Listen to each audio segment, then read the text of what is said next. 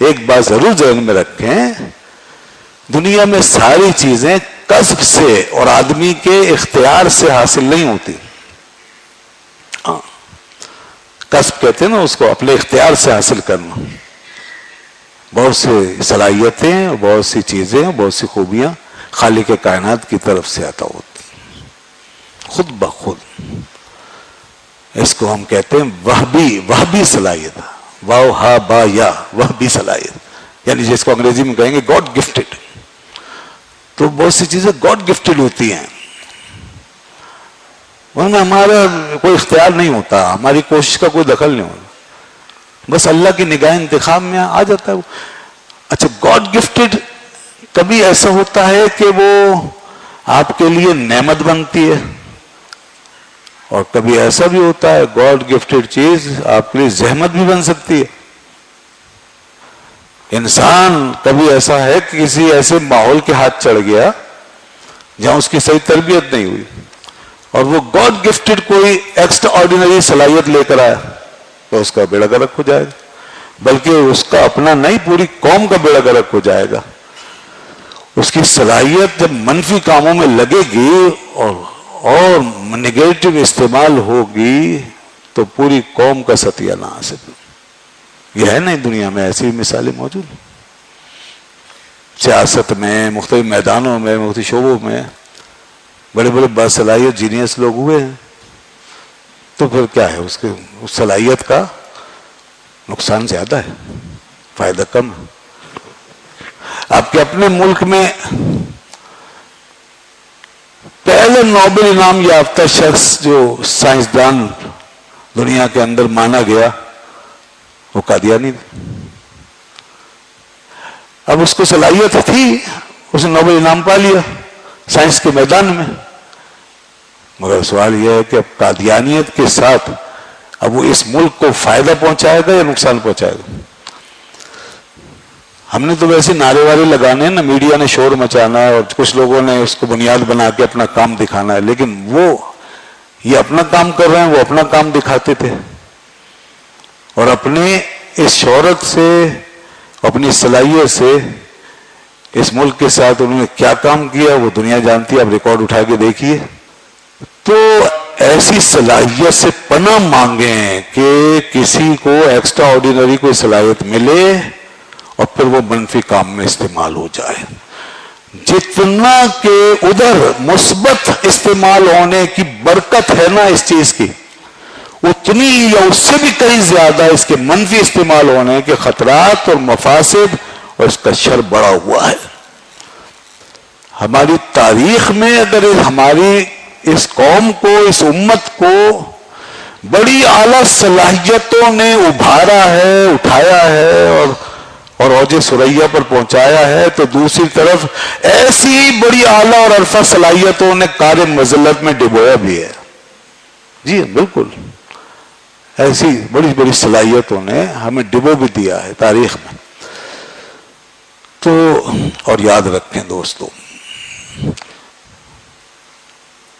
امامت کرنا یہ بھی ظاہر ہے کسی ایسی صلاحیت کے ساتھ ہی ممکن ہوتا ہے. لوگوں کے اوپر، لوگوں کی پیشوائی کرنا، لوگوں کی رہنمائی کرنا اور لوگوں کو بہکانا، گمراہ کرنا بھی کسی جینیس کا ہی کام ہوتا ہے.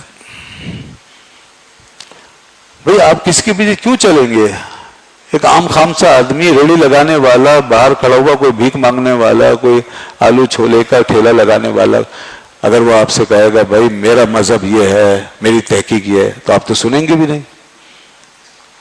آپ پہلے اندازہ کر لیں گے بھائی اس کی کیا تحقیق ہوگی. آپ کہیں گے میں اس سے بہتر ہوں، نہیں سنیں گے. آج تک کبھی اس قسم کے آدمی نے کوئی مذہب بنایا ہے اور کسی کو پیچھے لگایا؟ نہیں. تو جینیس لوگ نکلیں گے، ذہین لوگ، تیز دماغ لوگ، صلاحیت ہے، اب وہ منفی کام میں استعمال کریں گے.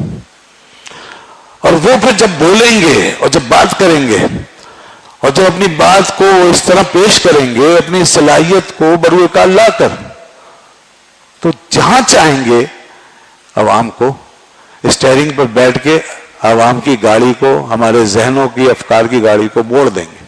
जैसे कि वोट दें, और हजारों नहीं लाखों लोग उनके पीछे चलेंगे, भाई इसीलिए लोग गुमराह होते हैं। इस बात को समझ लीजिए कि जिस तरह कोई बड़ा मुस्बत काम करने, खिदमत अंजाम देने के लिए कुछ गॉड गिफ्टेड चीजें होती हैं, कुदरती सलाहियतें, इसी तरह दुनिया में मनफी काम भी इसी बुनियाद पे होते हैं। हमें ये नहीं देखना चाहिए कि ये शख्स जो है ये कितना जबरदस्त है, कैसी इसकी सलाहियत है, क्या इसकी खूबी है, नहीं, क्योंकि ये खुदा की आजमाइश है, खुदा का इम्तिहान है, ये मयार नहीं है, ये मयार नहीं है। हाँ, जिसने अपनी सलाहियत को सही इस्तेमाल किया और सही रास्ता दिखाया उसने, वो जरूर आपके लिए पेशवाई का मयार है, बिल्कुल मयार। ज़माने रिसालत में एक ऐसा शख्स था कि जो अपना दिमाग ऐसा इस्तेमाल करता था, इतना तेज फहम था और उसका ऐसा हाफजा था कि लोग उसे आम मखलूक में शुमार ही नहीं करते थे।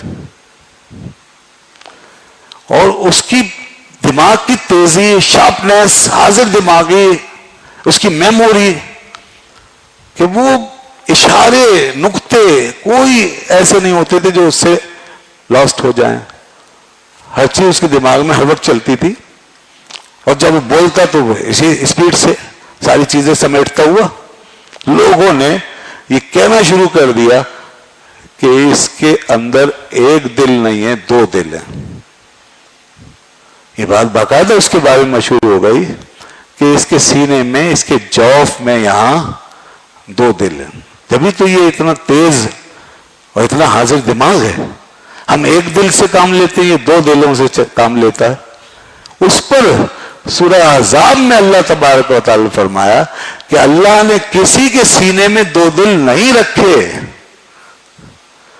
ये कि आजमाइश है, ये इम्तिहान है इस शख्स के लिए और पूरी कौम के लिए। ये होता रहा, मगर आज कहां है वो, किसके सामने खड़ा रहा? उसके दो दिल थे तो कोई एक दिल भी अल्लाह के महबूब की तरफ माइल नहीं हुआ। किसी एक दिल में भी खुदा के रसूल की मोहब्बत नहीं जा सकी। अगर उसके दो दिल थे बकौल, वैसे नहीं है, हकीकत में नहीं है जैसे कुरान ने फरमाया, लेकिन लोगों के बकौल अगर दो दिल थे और दोनों ही हक से दूर हो गए तो दोनों ही तबाह हुए, फना हुए, मिट गए। आज उनका कोई नामो निशान नहीं। और जिनको अल्लाह ने एक दिल अता फरमाया, यानी उसके मुकाबले में जिनके लिए नहीं कहा गया कि ये दो दिल रखते हैं, उनके दिलों के पर अल्लाह ने जब ईमान की मोहर लगाई, उलाइका कतब फी कुलूबिहिमुल ईमान, और जब उनके अंदर ये ईमान पहुंचा तो फिर क्या हुआ, उनके लिए आसमानों से मदद आ गई, वो दुनिया पर छा गए। तो इसलिए दोस्तों, तेज फाहमी, दो दिल हो या चार दिल हो, दो दिमाग हो या चार दिमाग हो, दिमाग आपका 1200 सीसी का हो या 1600 सीसी का हो या 1800 2000 सीसी का किसी का काम करे, इससे कुछ नहीं होगा जब तक कि वो हक के रास्ते पे नहीं चलेगा, जब तक वो चीज आपके काम ना आए, आपके दीन में, आपके मुल्क में, आपकी कौम में। इसलिए आज बहुत से लोग अपनी अपनी सलाहियतें लेकर मैदान में उतरे हुए हैं और वो सोशल मीडिया पे और मीडिया पे छाए हुए हैं, मगर हर एक से मुतासिर मत होइए। अगर इधर ऐसी चीजें नजर आती हैं तो उधर भी देखें कि अल्लाह ने इस हक की राह में भी इमाम अहमद रजा जैसे लोगों को पैदा करके ये बता दिया है कि देखो, सलाहियत का मिलना एक आजमाइश और इम्तिहान है, तो उस पर पूरा उतरता है और कोई फेल होकर कारे मजल्लत में जा गिरता है। तो जो पूरा उतर गया है, देखो उसको कि मुल्क के सुखन की शाही तुमको रजा मुसल्लम, वो ये फरमा के जाता है, फिर फरमा के नहीं मनवा के जाता है कि मुल्क के सुखन की शाही तुमको रजा मुसल्लम, जिस समत आ गए वो सिक्के बिठा दिए, वाकई सिक्के बिठा दिए।